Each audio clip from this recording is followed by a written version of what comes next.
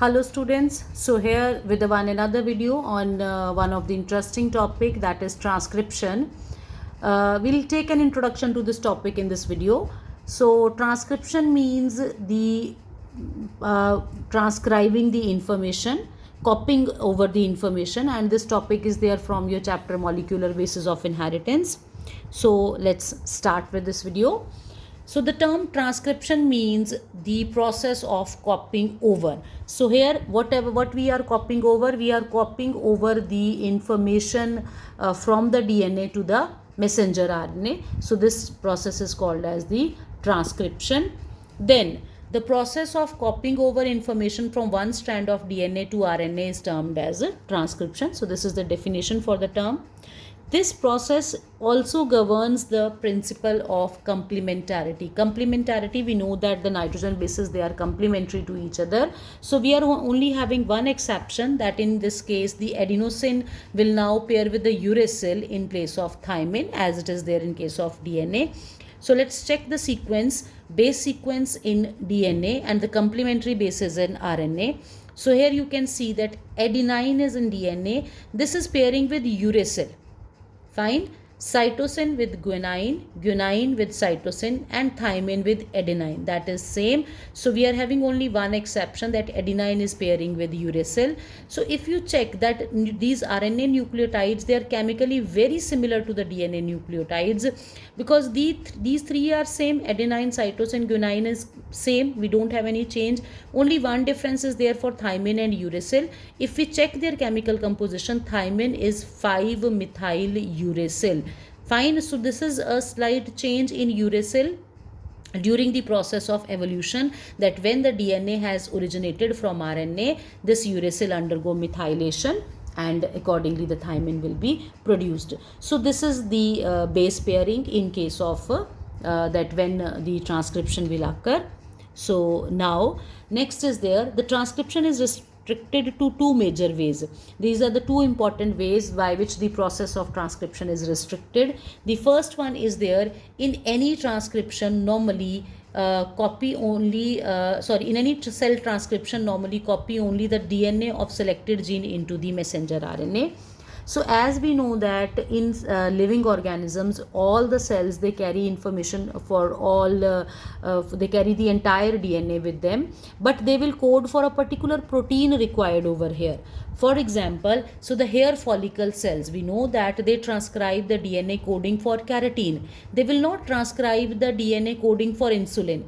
Insulin will be transcribed in case of beta cells of islets of Langerhans in case of pancreas. Fine. So according to that particular function of the cell, the particular segment of DNA will be coded, and the number of these proteins to be coded will also be decided by the DNA.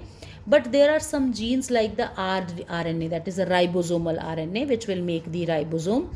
So these are transcribed hundreds or thousands of times according to the metabolic activity of the cell. If cell is more metabolically active, that means more ribosomes are required, so more RNA will be formed. If it is metabolically less active, that means less RNA will be required, rRNA, and less ribosomes will be produced. Now second major way through which this process is restricted, that is the transcription of the selected gene is needed.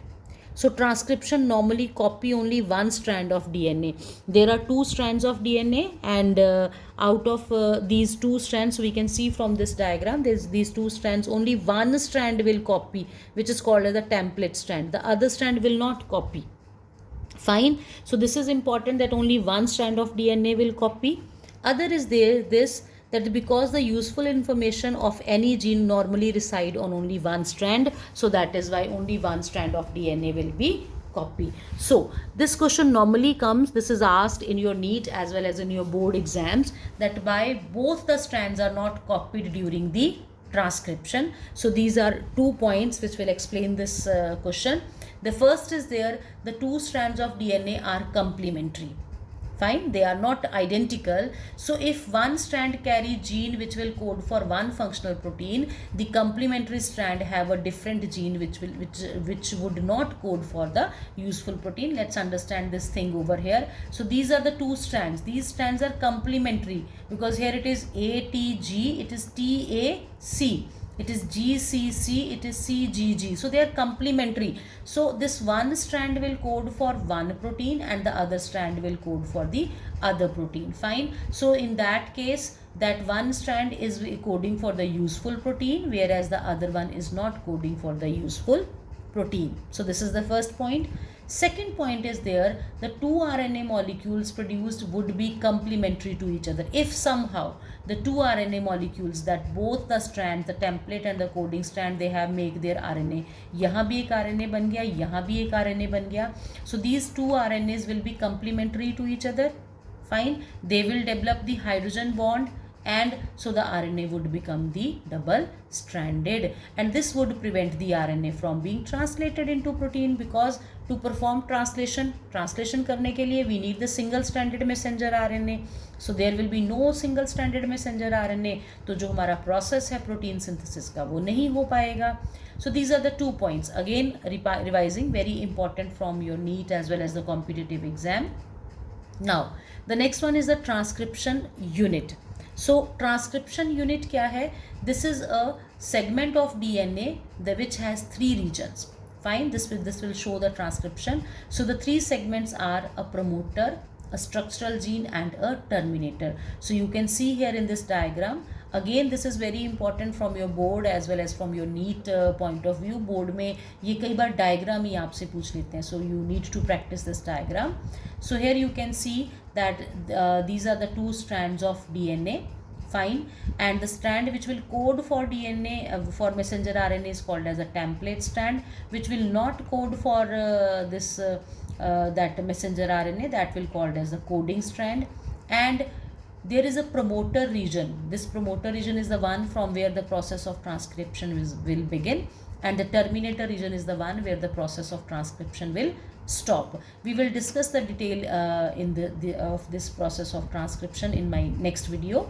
So here you can see the promoter is present upstream at the 5' end of the coding strand. Always keep this in mind that it is at the 5' end of the coding strand, towards the 5' of the coding strand, and the terminator, it is located at the 3' end of the coding strand, that is the downstream, because it is moving from this way to this when it is coding. So it is the downstream. Then the structural gene, this is that gene which will code for a particular that messenger RNA, so that is called as a structural gene. So structural gene is having template which will undergo the coding, and the other is the coding strand which do not code for the messenger RNA. So let's understand this concept with this example. So here you can see that this is the sense strand. Sense strand is also called as the coding strand, and this is the antisense, that is means a template strand. So you can see that the coding present on the the sense and the antisense strand, that means the coding and the template strand. So here this strand, antisense strand, has undergo the transcription. So you can see that this DNA is changing to messenger RNA. So here we will have pairing like TA.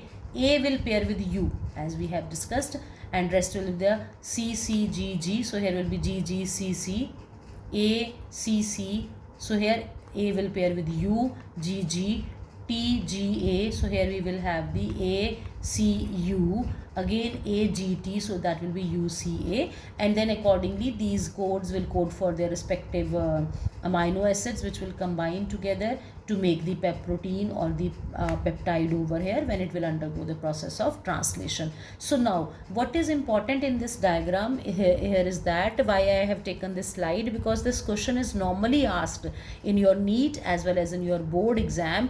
वो आपसे क्या करेंगे, कोई एक आपसे code दे देंगे कि this is the code on messenger RNA, तो वो आपसे सेंस स्ट्रैंड का कोड पूछ लेंगे, एंटी सेंस का कोड पूछ लेंगे, या आपको सेंस या एंटी सेंस में से कोई दे देंगे और आपसे दूसरे किसी का कोड जो है वो पूछ लेंगे. सो वी वेरी केयरफुल, जब ये ऐसा नीट में या कॉम्पिटिटिव में ऐसा क्वेश्चन आता है तो वहाँ पर कोडिंग में कुछ गड़बड़ कर सकते हैं, TA की पेयरिंग में कुछ गड़बड़ कर सकते हैं. तो be very careful while checking such type of questions. ऐसे क्वेश्चंस नॉर्मली लगता है they are very easy, but उनके बीच में कुछ हिडन जो सीक्रेट जो है वो श्योर होता है. So be very careful while attempting. Again important from your board as well as from your NEET examination. So now let's discuss about some of the important terms related to transcription. So these are, first is the template or the antisense strand. So strand which will code for protein, that is called as a template or the antisense strand. Coding strand or the sense strand, which the strand which does not code for the protein, that is called as a coding strand. Next is the promoter region or the gene. This is the site for binding of RNA polymerase. We will discuss the same in our next video, how it is binding over there. This is located towards the 5' end upstream of the structural gene, and this reference is made with respect to the polarity of the coding strand. Already discussed with you that this is done with the polarity of the coding strand, 5' end of the coding strand upstream. And the terminator region located towards the 3' end downstream of the coding strand, and it is where the process of this transcription will terminate. This is 3' end of the coding strand, there this terminator gene is present. Then the structural gene, so this is the DNA which will code for the useful protein. So here you can see this is that segment of DNA which is coding for the useful protein, that is the structural gene. Next is the cistron. Cistron is a segment of DNA which is coding for the polypeptide. Again you can say that the structural gene can be called as a cistron, but this is slightly different in case of your prokaryotes and eukaryotes. Then these are monocistronic types of cistrons, monocistronic genes and polycistronic genes. Mono means one. So here in this case, one structural gene will code for only one protein or the polypeptide sequence, and this is in case of your eukaryotes. एक जो आपका strand है structural gene जो है वो एक ही protein के लिए, वो किसी एक प्रोटीन के लिए कोड करेगा. That will be in case of eukaryotes. And the other one is the polycistronic. So name is self explanatory. Poly means many. So here one structural gene will code for more than one protein or polypeptide sequence, and this is in case of the prokaryotes. So here this one sequence will code for more than one proteins. So that will be called as the polycistronic. So that's all about this video. Thank you.